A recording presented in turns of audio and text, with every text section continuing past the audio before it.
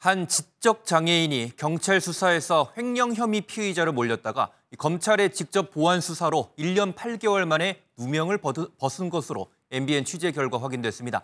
검찰이 2차례나 보완 수사 지시를 내렸지만 경찰은 그때마다 문제가 없다고 통보한 것으로 드러났습니다. 이지율 기자의 단독 보도입니다.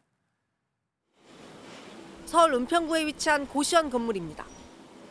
지난 2021년부터 지적장애인 A씨와 지인 B씨는 이곳에서 휴대전화 위탁 판매 업체를 함께 운영해왔습니다.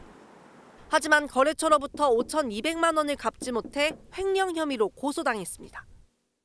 서울 서부경찰서는 계약서 명의가 지적장애인 A씨로 돼 있었고 B씨에게 업무를 지시한 대화 내역 등을 근거로 장애인 A씨만 기소 의견으로 검찰에 사건을 넘겼습니다.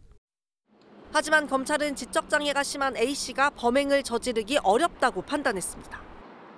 이에 지난 2023년 2월과 11월 2차례에 걸쳐 보완 수사를 요구했지만 경찰은 그때마다 기존 결정을 유지한다고 통보했습니다.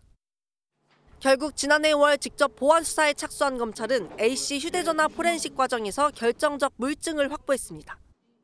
둘의 대화 내용이 조작된 정황과 함께 장애인 A씨 명의로 진행된 대출 상담 녹음 파일에서 B씨가 답변을 지시하는 음성이 나온 겁니다. 결국 재판에 넘겨진 B씨는 지난 8월 징역 1년이 확정됐습니다.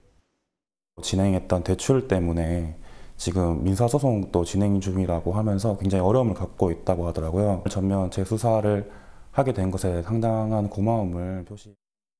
당시 수사 관계자는 2년 전 사건이라 현재 기억이 나지 않는다며 보완 수사에 최선을 다했지만 송치가 맞다고 판단해서 그런 결정을 했을 거라고 해명했습니다.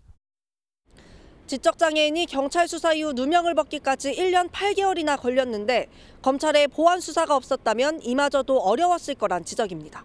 MBN 뉴스 이지율입니다.